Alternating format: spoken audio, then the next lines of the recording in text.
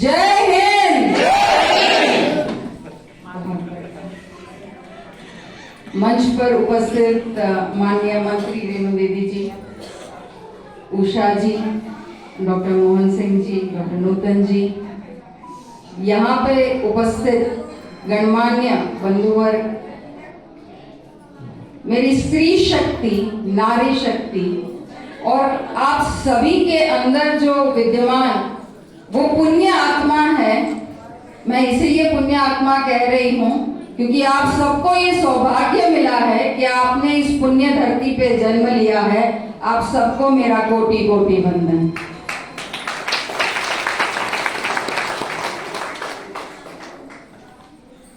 जो अपने जीवन काल में मातोश्री से अनंत काल तक लोक माता बन गई, जिनका कर्तृत्व स्मरण पुण्य श्लोक बन गया। जब हम कहते हैं पुण्य श्लोको नलो राजा, पुण्य श्लोको, हम बात ये एक, क्योंकि पुण्य श्लोक की बात आई है तो हम हमेशा ये कहते हैं कि पुण्य श्लोको नलो राजा, पुण्य श्लोको युधिष्ठिरा, पुण्य श्लोकाच वैदेही, पुण्य श्लोको जनार्दन। हम पुण्य श्लोक की जब भी बात करते हैं तब स्मरण करते हैं श्री कृष्ण को, माता वैदेही, माता सीता को। तो ऐसा कर्तृत्व, ऐसा उनका काम रहा लोक माता का कि आज हम उनको पुण्य श्लोक लोक माता अहिल्या देवी बोलकर कहते हैं, जिनका राज्य केवल मालवा तक सीमित था किंतु दृष्टि राष्ट्रव्यापी थी। ऐसी राष्ट्रभक्ति की प्रतिमा, कुशल प्रशासिका, शिव कामिनी, सिद्ध साधिका, जो भविष्य में झांक कर वर्तमान को गढ़ने की क्षमता रखती थी। उनका चरित्र स्मरण, उनका चरित्र को हम अनुकरणीय करें, ऐसा उनका चरित्र था। और इसीलिए हम कहते हैं लक्ष्मी अहिल्या चिन्नम्मा रुद्रांबिका। हम श्लोक जब याद करते हैं, सी कैसे हमारे इतिहास में ऐसे ऐसे व्यक्तित्व ने जन्म लिया जिन्होंने भारतवर्ष को वो दिशा दिखाई। उनमें से जब हम आज महारानी अहिल्या देवी होलकर की बात कर रहे हैं तब हमें इस श्लोक का स्मरण होता है। हम कहते हैं लक्ष्मी अहिल्या चिन्नम्मा रुद्रांबिका सुविक्रमा निवेदिता शारदा च प्रणम्य मातृदेवता। उनको नमन करते हैं। ऐसी हम हमेशा बात करते हैं लोक माता अहिल्या देवी होलकर। तो जब बिहार आना हुआ तो मतलब बताया गया, हम कहते हैं उनको महारानी अहिल्याबाई होलकर। तो बातचीत चल रही थी यहाँ के बंधु वर्ग से और मैंने पूछा ऐसा क्यों? तो उन्होंने कहा कि जब विष्णुपद मंदिर का पुनर्निर्माण हुआ, उन्होंने उसका जीर्णोद्धार किया, तब वो महारानी थी और सदैव हमें वो महारानी के रूप में याद रहती है। ऐसा अद्भुत चरित्र देवी का कि उन्होंने पूरे भारतवर्ष में अपनी ऐसी अलग अलग छाप छोड़ी है। भारत के हर एक राज्यों में अगर मैं कहूँ, उन्होंने अपना कार्य जो किया है, उन्होंने सबके मन में इतनी गहरी छाप छोड़ी है कि आज 300 वर्ष बाद भी हम उनके कर्तृत्व का स्मरण कर रहे हैं। हम सब लोक माता अहिल्याबाई होलकर को जानते हैं कि उन्होंने हजारों मंदिरों का जीर्णोद्धार किया। चाहे हम ज्योतिर्लिंग की बात करें, उन्होंने तब आवश्यकता जो थी भारत में पुनः धार्मिक वो अस्मिता जगाने की, उन्होंने वो कार्य किया। किंतु हम बहुत कम ये चीज जानते हैं कि हम उन्हें केवल मंदिर जीर्णोद्धार तक सीमित नहीं कर सकते उनके कार्यों को। वो कुशल प्रशासिका भी, उनका जो मिलिट्री के प्रति, युद्ध के प्रति जो स्ट्रैटेजीज हम करते थे उसके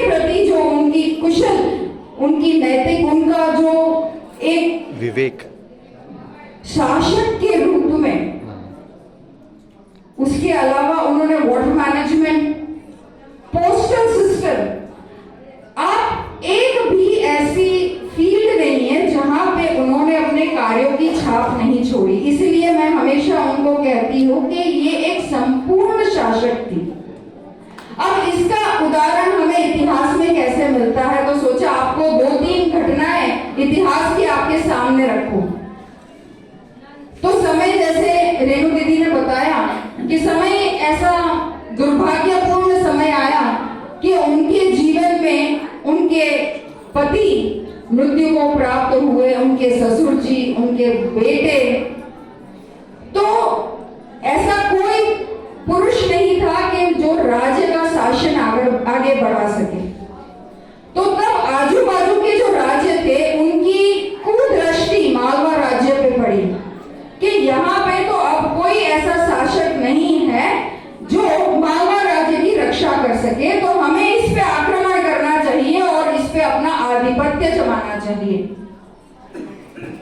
लोकमाता अहिल्याबाई होलकर को जब इस चीज का ज्ञान हुआ, तभी तुरंत उन्होंने पेशवा को पत्र लिखा और उन्होंने कहा कि समय आ गया है कि अब मुझे मालवा की सूबेदारी लेनी पड़ेगी, क्योंकि ऐसी योजना घड़ी जा रही थी जैसे रघुनाथ राव ने यह तय कर लिया था कि अपनी सेना को लेके वो आक्रमण करेगा मालवा पे। अपनी सेना को लेके वो क्षिप्रा नदी के किनारे आ गया। जैसे हमारे यहाँ पे फाल्गु नदी है, मालवा के वहां क्षिप्रा नदी, वो वहां पे अपनी सेना लेके आ गया। तब महारानी अहिल्याबाई होलकर ने जो अपनी चतुरता, अपनी विवेक, अपनी सूझबूझ दिखाई, वो प्रसंग मैं आपको बता रही हूँ। उन्होंने अपने राज्य की जो महिला थी उनको शास्त्रों में निपुण किया, उनको शास्त्र का ज्ञान दिया और उन्होंने अपने राज्य की महिला सेना बनाई। उन्होंने आजू बाजू के राज्य को भी तैयार किया कि आवश्यकता पड़े तो मुझे मेरे आजू बाजू के जितने राज्य हैं वो भी युद्ध में सहायता करें। उनकी सूझबूझ ये तैयारी थी। अब बात आती है उनके विवेक की। ध्यान से सुनिएगा, आपको तब ज्ञात होगा कि क्यों मैं उनको एक संपूर्ण शासक कहती हूं। तो उन्होंने एक पत्र रघुनाथ राव को लिखा जो क्षिप्रा नदी के किनारे अपनी बलवान सेना को लेके तैयार खड़ा था।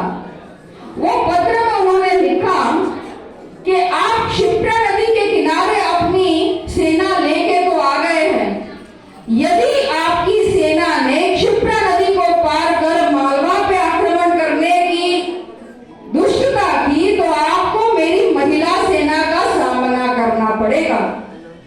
यदि मैं इस युद्ध में हार जाती हूं तब भी मेरी विजय होगी, क्योंकि मेरी महिला सेना ने आपसे युद्ध किया। किंतु बात अभी आती है विवेक की, ध्यान से सुनिएगा। किंतु यदि आप इस युद्ध में हार गए तो सदैव जीवंत काल तक और इतिहास में आप कलंकित होकर रह जाएंगे कि आप मेरी महिला सेना से हारे हैं। ये पत्र पढ़ के रघुनाथ राव अचंभित रह गया और उसने अपने सहयोगी को कहा कि भाई, तुम तो कह रहे थे ये एक अबला विधवा नारी है, क्या तुम्हें ये अबला नारी के स्वर दिखते हैं? ये अबला नारी के नहीं, ये शेरनी के स्वर है और मैं इस शेरनी से युद्ध नहीं कर सकता। और वो विधवाओं पीछे भागा ये कह के कि मैं केवल यहाँ पे आपके पुत्र के जो मृत्यु हुई थी उसके समाचार लेने आया। विवेक, सूझबूझ के कैसे एक बूंद रक्त का गिराए बगैर पूरा युद्ध जीता जा सकता है, वो है महारानी अहिल्याबाई होलकर, जिसका आज हम त्रिशताब्दी समारोह मना रहे हैं। 300 वर्ष बाद भी हम उनके कर्तृत्व को याद कर रहे हैं। और आपको मैंने इसलिए पुण्यशाली आत्मा कहा कि उनके पदार्पण इस भूमि पे भी हुए थे जब विष्णुपद मंदिर का जीर्णोद्धार हुआ था। आप सब धन्य हैं और इस वजह से आज यहाँ पे असंख्य लोकमाता अहिल्या देवी होलकर के कार्यक्रम हो रहे हैं। ऐसे ही इतिहास की कुछ और घटना है। आपका उत्साह देख के लगा कि मैं आपको और 2-3 घटना बताऊं। तो बात ये थी कि महारानी अहिल्या देवी होलकर बद्रीनाथ दर्शन के लिए जा रहे थे। तब जब वो बद्रीनाथ जा रहे थे, रास्ते में उन्होंने देखा कि एक किसान अपनी गाय को मार रहा है, उसको डांट रहा है, पीड़ा पहुंचा, उसको पीड़ा पहुंचा रहा है। तो महारानी ने पूछा कि भाई ऐसा क्यों कर रहे हो? तो किसान ने कहा, मैं क्या करूं देवी, इस गाय ने मेरा जितना पूरा खेत था उसका पूरा अनाज, पूरा जो धान है वो खा लिया। अब मैं अपने परिवार को कैसे पोषित करूं? तब महारानी अहिल्याबाई होलकर ने अपने, जो हम आज का दिन में पर्स कहते हैं, बटुआ, उसमें से 2 स्वर्ण मुद्राएं निकाली और उस किसान को दी और उसे कहा कि भाई ये तुम्हारे परिवार के लिए पूरे महीने से भी ज्यादा अधिक तुम्हारे परिवार का ध्यान रखेगा, चिंता मत करो, लेकिन गाय को पीड़ा मत पहुंचाओ। वो आगे बढ़ी और ये जो बात है बिल्कुल आग की तरह वेग पकड़ा उसने और पूरे गांव में फैल गई कि ऐसी कोई देवी आई है जिन्होंने इस हिसाब से 2 स्वर्ण मुद्राएं दी है। तो पूरा गांव इकट्ठा हो गया महारानी अहिल्याबाई होलकर के पास और कहा, हमारी गाय ने भी हमारा जो खेत है वो ऐसे नुकसान पहुंचा दिया है, हमें भी सहायता करे कृपया। अब महारानी थी वो, उनको पता है ऐसा तो पॉसिबल नहीं है, लेकिन वो समझ गई और उन्होंने ये किया कि वो जो पूरा गांव था, उन्होंने जो हम जिससे गेहूं छानते हैं, सुपड़ा कहते हैं जिसे, ऐसे 2 सुपड़ा भर के स्वर्ण मुद्राएं उस गांव को दी और कहा, आज से ये पूरा गांव मेरा है और ये गांव जो है केवल गौचर के लिए रहेगा, यहाँ पे और कोई कार्य नहीं होगा। आश्चर्य की बात अब आती है, 250 वर्ष पूर्व किया गया ये कार्य दिसंबर 15, 2024 को वहां पे महारानी अहिल्याबाई होलकर का मूर्ति अनावरण हुआ और वहां पे बड़ा सा द्वार का अनावरण हुआ, जो आज गौचर नाम से ही जाना जाता है। और वहां पे एक भी ना मकान बना है ना कुछ और कार्य हुआ है, केवल गायों के चरने के लिए वो भूमि 250 वर्ष बाद भी योग से वही है। ये उनकी संकल्प शक्ति, ये उनकी दृढ़ निश्चयता, ये उनके कार्य की कुशलता के कैसे उनकी दूरदृष्टि थी कि आज 250 वर्ष बाद भी किसी की हिम्मत नहीं हुई है। शासन आए, शासन गए, पार्टियां बदली, लेकिन वो स्थल अभी भी गौचर ही है और उसका नाम गौचर ही है। ये है लोकमाता अहिल्याबाई होलकर का कर्तृत्व।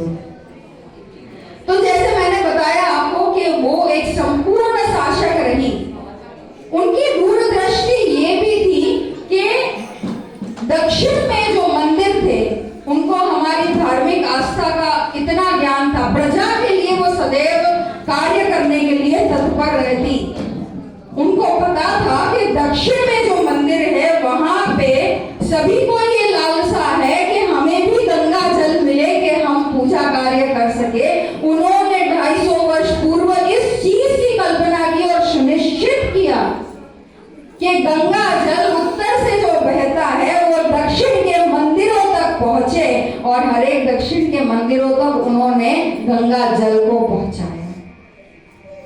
साथ में क्योंकि जल की बात हो रही है, रेणु दीदी ने भी इसकी बात की कि कैसे उन्होंने ये सुनिश्चित किया कि कुएं हैं, घाट है। आज भी आप जब वाराणसी जाते हैं वहां पे आप अहिल्या घाट को देखते हैं, जो केवल महिलाओं के लिए वहां पे अभी भी इतने वर्षों बाद ज्यों का त्यों है और वहां पे महिलाएं जो है निश्चिंत होकर अपना स्नान कर सकती है, गंगा मां में डुबकी लगा सकती है।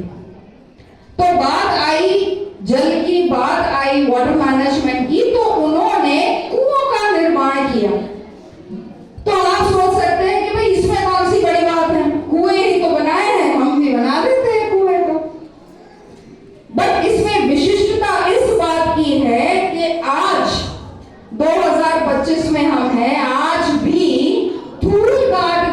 वहां पे जो कुआं बना है वहां पे आज भी लोकमाता अहिल्याबाई होलकर का नाम लिखा है और वो कुआं बिल्कुल वर्किंग कंडीशन में है 250 वर्ष बाद। ऐसी क्या खास बात है उस कुएं के निर्माण में? तो कुआं केवल निर्माण करने के लिए नहीं था, उनकी दूरदृष्टि ये थी कि आने जाने के जो पथिक है, वहां के जो ग्रामवासी है, उस कुएं के जल का उपयोग कर सके। तो कुएं को ऐसी प्रकार से बनाया गया कि कुआं ढका भी हुआ है और पानी भी निकाल सकते हैं ताकि उसका जल दूषित न हो। तो आज 250 वर्ष बाद भी वो कुएं से पानी हम निकाल सकते हैं। तो ये क्यों हम कर्तृत्व के लिए जब भी हम बात करते हैं महिलाओं की हमारे इतिहास में, और जब भी मातृत्व का नाम आता है तो मुख पे सबसे पहला नाम आता है जीजाबाई का, जिन्होंने महाराज छत्रपति शिवाजी महाराज का, देखो जन्म बालक का होता है लेकिन उस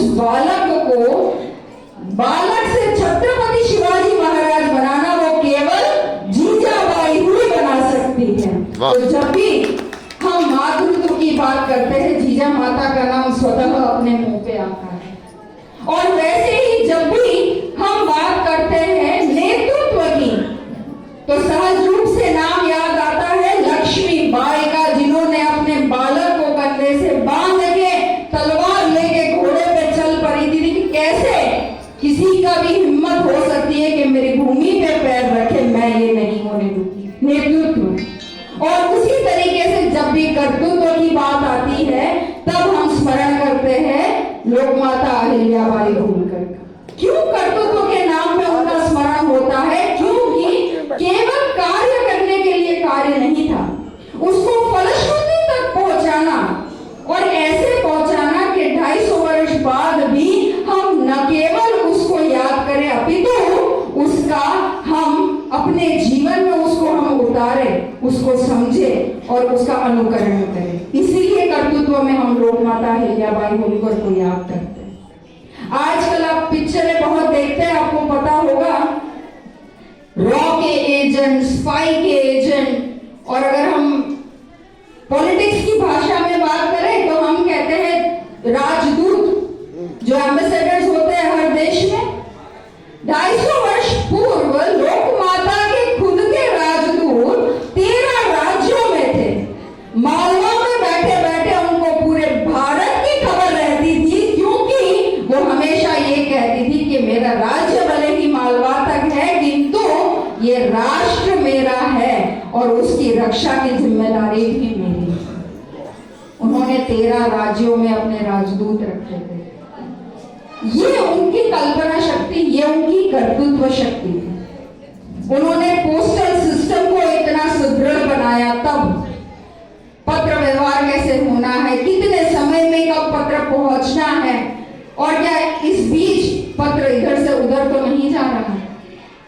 उन्होंने 7 बार, जो हम रेवेन्यू सिस्टम की बात करते हैं, उन्होंने रेवेन्यू सिस्टम तब लेके आए थे कि जो 7 बार की बात करते हैं कि आप अपने वहां पे 12 पेड़ लगाए, उसमें से 5 पेड़ जो है आप ध्यान रखें, 7 गवर्नमेंट ध्यान रखेगी, लेकिन पूरा आपको ही मिलेगा। तब से रेवेन्यू सिस्टम चलिए।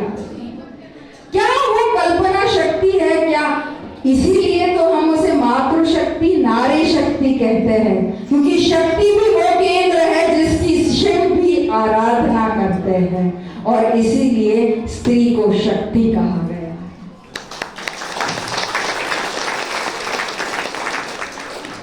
ऐसी ही सूझबूझ की बात आई तो एक और ऐसा, तब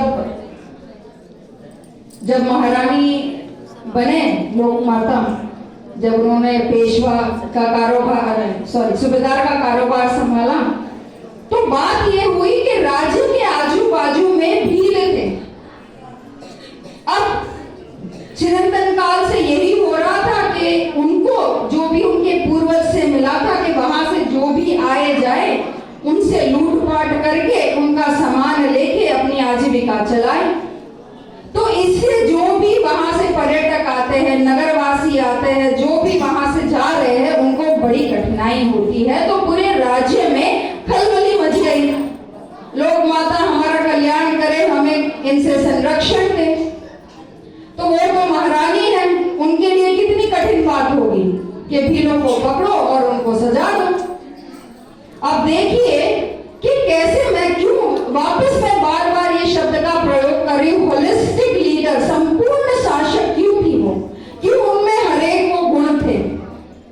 तो उन्होंने उस समय, आज हम बात करते हैं मॉडर्निटी की, तो उस समय 250 वर्ष पूर्व उन्होंने अपनी बेटी के लिए, विवाह के लिए ऐसा प्रस्ताव रखा कि जो भी वीर इन भीलों को पकड़ के मेरे पास लाएगा, मैं उससे मेरी बेटी का विवाह कर दूंगी। तब उनको कोई चिंता नहीं थी। हम आज बात करते हैं जाति की, पंथ की, कभी भी भारतवर्ष में वो रहा नहीं है, क्योंकि जाति वही है, जो वीर हो, पराक्रमी हो, वही उसकी जाति। और वही लोक माता ने तब भी पहचाना और उन्होंने कहा जो वीर भीलों को पकड़ के मेरे यहाँ पे लेके आएगा, मैं उस वीर से मेरी बेटी का विवाह करूंगी। और तब यशवंत राव जो है वहां पे उनको मिलते हैं, जो भीलों को पकड़ के उनके सामने लेके आते हैं। अब आप सोचेंगे बहुत सहज है, राजा है, शासक है, महारानी के सामने भील आ गए जो इतना कष्ट पहुंचा रहे थे, उनको दंड दे दिया, कौन सी बड़ी बात है। बात आती है अब, तो उन्होंने भीलों को पूछा कि भाई ऐसा कर क्यों रहे हो, क्यों कष्ट पहुंचा रहे हो। उन्होंने कहा महारानी हम क्या करें, हमारे पास तो यही आजीविका है, यही स्रोत है, हमें इसके अलावा और कुछ आता नहीं है। सूझबूझ की बात आती है। अब सुनिएगा ध्यान से। उन्होंने ये कहा कि आज से ये जो पथ है जो नगर तक आता है, इसकी संरक्षण की जिम्मेदारी मैं आप भीलों को देती हूँ, क्योंकि आप में वो सामर्थ्य है, आप में वो सामर्थ्य है जो आप रक्षा कर सके।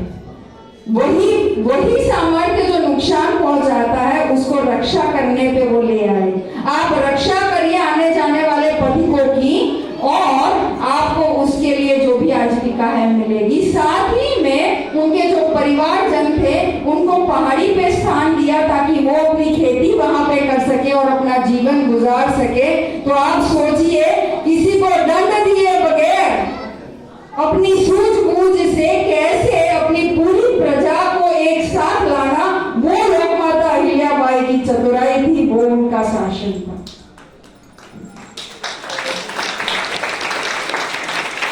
इसीलिए आज हम कर्तृत्व के नाम, जब भी हम कर्तृत्व की बात करते हैं, हमारे मन में लोक माता की बात आती है तुरंत।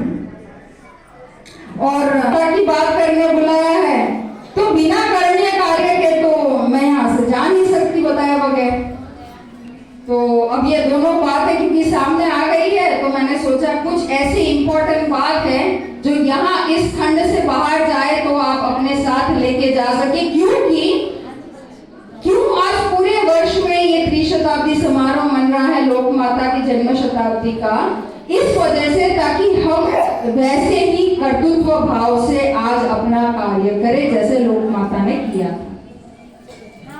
तो जब हम आज बात करते हैं, मैं अभी रेणु दीदी से कह रही थी कि कितना बड़ा सौभाग्य है मेरा और सिद्धार्थ जी हम दोनों का, कि हम आते हैं गुजरात से, सूरत से, जहां जैसे यहाँ फाल्गु नदी बहती है, वहां तापी नदी बहती है। ताप्ती नदी माने सूर्य की पुत्री। तो हमारा ये सौभाग्य रहा कि षष्ठी की पूजा, छठी मैया की पूजा, हमने तापी माँ को सूर्य से अर्घ देके जब हमने वहां पूजा की, तो उन्होंने ये आशीर्वाद तब दिया कि तुम यहाँ से पहली बार बिहार जाओगे तो डायरेक्ट गया जाओगे और उस पुण्य भूमि पे जाओगे। तो ये हमारा सौभाग्य है। तो भूमि बुलाती है, भूमि का महत्व है। क्यों हम बात करते हैं भूमि के महत्व की? इसीलिए क्योंकि ये वही भूमि है जहां माता सीता की अविचलता और दृढ़ता है, साथ ही में चाणक्य की सूझबूझ और कूटनीति भी है, और हम साथ में देखते हैं चंद्रगुप्त मौर्य की शूरवीरता भी इस भूमि में है। इस भूमि में वो क्षमता है कि राजकुमार सिद्धार्थ को बोध हुआ, वो गौतम बुद्ध बन गए, और साथ ज्ञान उदय हुआ तो पूरे विश्व को गणित का प्रकाश मिला। वाह। जब हम बात करते हैं भूमि की, तभी हमें याद ये भी आता है कि कैसे सम्राट अशोक को ज्ञान की प्राप्ति हुई। हमें ये पता चलता है कि पूरे विश्व को कैसे अहिंसा का पाठ मिला।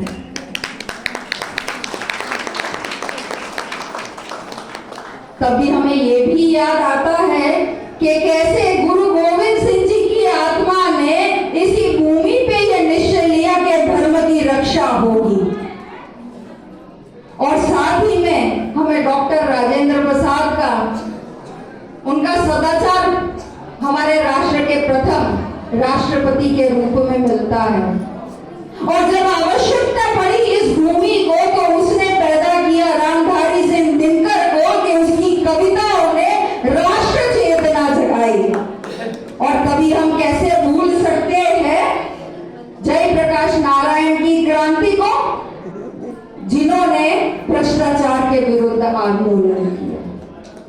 ये है वो भूमि जिसमें ये दृढ़ता है, जिसमें ये वचन शक्ति है। क्यों मैं बात कर रही हूं वचन शक्ति की, उसका आज भी, ये मैंने आपको जो भी अभी सभी एग्जाम्पल्स दिए, बट आज के समय में हम इसको साक्षात रूप से देख सकते हैं कि वचन शक्ति की क्या क्षमता है कि आज भी फाल्गुन नदी क्यों सूखी है। सीता माता की वचन शक्ति है कि सहस्त्र वर्ष बीत गए, फाल्गुन नदी क्यों सूखी है। तभी हमें याद आता है कि जैसे दशरथ माझी ने अपनी क्षमता से, अपने दृढ़ निश्चय से वो पूरा इतना विशाल पहाड़ को तोड़ दिया। और कल जब हम वहां गए तो ऐसा लगा, उस भूमि पे जाते ही रोंगटे खड़े हुए कि कैसे कोई साधारण मनुष्य ऐसी कल्पना कर सकता है कि मैं इस विशाल चट्टान को तोड़ूंगा। बट वो कल्पना में इस भूमि की दृढ़ शक्ति थी। ये भूमि की शक्ति है कि उन्होंने वो पहला एक हथौड़ा चलाया और आज करोड़ों लोगों का आशीर्वाद उन्हें मिलता है। जब कोई ऐसी व्यक्ति की मृत्यु नहीं होती कि वो इस पार से उस पार न जा सके उस चट्टान की वजह से। ये है दृढ़ संकल्प इस भूमि का। और आज मैं क्यों ये आप सबके सामने कह रही हूं, क्योंकि आप सब में इस भूमि की रज है, इस भूमि के अणु है, आप सब में इस भूमि के कण हैं। आप सौभाग्यशाली है कि आपने इस भूमि पे जन्म लिया है, लेकिन साथ में इतनी बड़ी रिस्पॉन्सिबिलिटी भी आपके कंधों पे आती है। जो मैंने ये सब नाम आपको बताए, इससे और सहस्त्र नाम और है जिन्होंने जब ठान लिया वो करके दिखाया। ठानने की देर है, क्योंकि आप सब में भी वही लहू बह रहा है। तो क्या कर्तृत्व कार्य है जो मैं आपके सामने आज लेके आई हूं, जब हम लोक माता की त्रिशताब्दी मना रहे हैं और कर्तृत्व की बात कर रहे हैं। 3 कर्तृत्व करणीय कार्य है। जब हम बात करते हैं तो 3 करणीय कार्य की मैं बात करती हूँ। सबसे प्रथम जब मैं बात करती हूँ, और ये इसीलिए कर रही हूँ क्योंकि हम नालंदा भी, जब भी हम बात करते हैं इस भूमि की, तो नालंदा जो पूरे विश्व को ज्ञान प्रकाश जिसने दिया, तो जब आप ठान लेंगे कि अगर मुझे भी वापस वही दौड़ लेके आना है, वापस वही दौड़ लेके आना है कि आप कैसे पूरे भारतवर्ष को और पूरी दुनिया को वही पथ दिखाए क्या कि भले मैं जन्मा या मैं जन्मी इस भूमि पे हूं, लेकिन पूरा भारतवर्ष मेरा राष्ट्र है और मुझे मेरे भारतवर्ष की रक्षा करनी है। आप कहेंगे मैम आप आर्मी ऑफिसर हैं, आप तो रक्षा कर सकते हैं, मैं कैसे रक्षा कर सकता हूं या कर सकती हूं? तब बात आती है, क्योंकि बिहार अगर आप देखें तो बहुत स्ट्रैटेजिक पोजीशन पे है, बहुत सेंसिटिव पोजीशन पे है। जब नेपाल को हम बाजू में देखते हैं, आजू बाजू से राज्य सटे हैं, तो तब आपका दायित्व बनता है कि आप अपने राष्ट्र की रक्षा कैसे करें, आप अपने राष्ट्र के प्रथम सिपाही कैसे बने। जब आप अपने राष्ट्र के लिए आंख और कान बनेंगे, तब आप अपने राष्ट्र के प्रथम सिपाही बनेंगे। कैसे आंख और कान बनेंगे? अगर मेरे यहाँ कुछ ऐसा घटित हो रहा है जो मेरे राष्ट्र के विरुद्ध है, जो मेरे राज्य के विरुद्ध है, मैं इमीडिएट सतर्क हो जाऊं। अपने तक सीमित नहीं रखना है। हम हमेशा कहते हैं कि हमें भगत सिंह तो चाहिए, लेकिन बाजू वाले घर में। बिल्कुल सही बात है। आज हंसी में ये बात छूट रही है, लेकिन ये बात सही है। क्यों? क्योंकि हम सब चाहते हैं हम अपने घर में सुरक्षित रहे, लेकिन घर भी तभी सुरक्षित रहेगा जब राष्ट्र सुरक्षित रहेगा, और उसकी जो शुरुआत है वो घर से होती है। ये आप सबकी जिम्मेदारी है कि कैसे आप सुनिश्चित करें कि मेरा घर और मेरा राज्य और मेरा राष्ट्र सुरक्षित रहे। आप अपने कान और आंख सतर्क रखें। दूसरा जो करणीय कार्य मैं आपके लिए लेके आई हूं वो ये है कि अपने राष्ट्र की प्रगति में कैसे अपना योगदान दे। तो बात वापस अपने घर से शुरू होती है, मोहल्ले से शुरू होती है, जाती है राज्य और राष्ट्र तक। चाहे वो सफाई की बात हो, चाहे वो गवर्नमेंट प्रॉपर्टी की रक्षा की बात हो। ये गवर्नमेंट प्रॉपर्टी मतलब हमारी प्रॉपर्टी।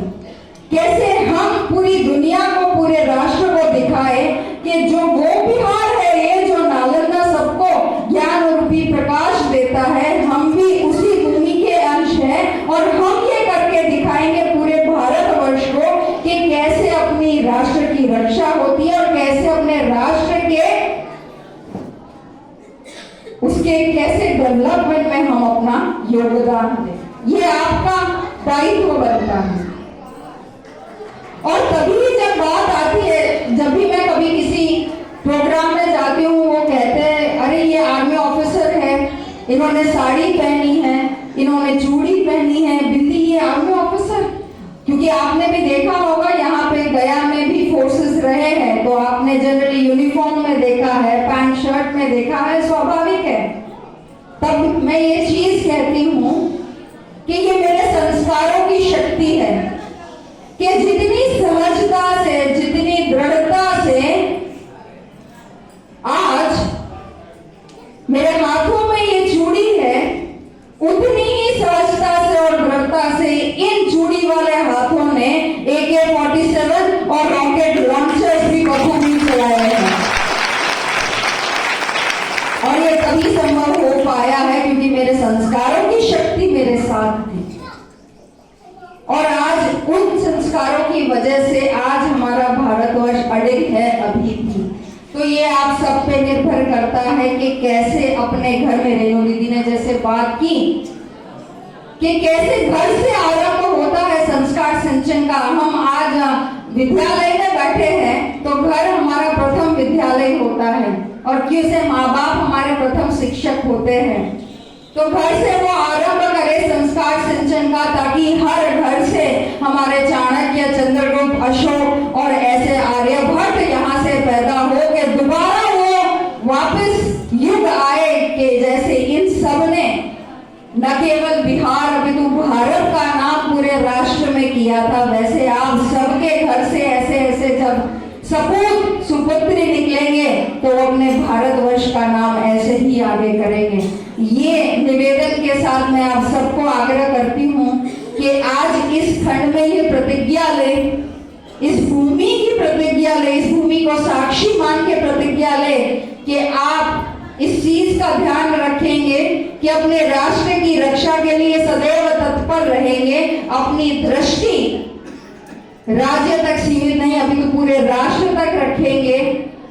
कैसे आप ये सुनिश्चित करेंगे कि पूरे राष्ट्र के निर्माण में आपका, इस राज्य का सहयोग हो, और कैसे घर से आरंभ करें संस्कार सिंचन को कि उसका प्रकाश पूरे विश्व में फैले। यहाँ पे मुझे बुलाने के लिए बहुत बहुत धन्यवाद। वंदे मातरम। भारत माता की, भारत माता की, भारत माता की।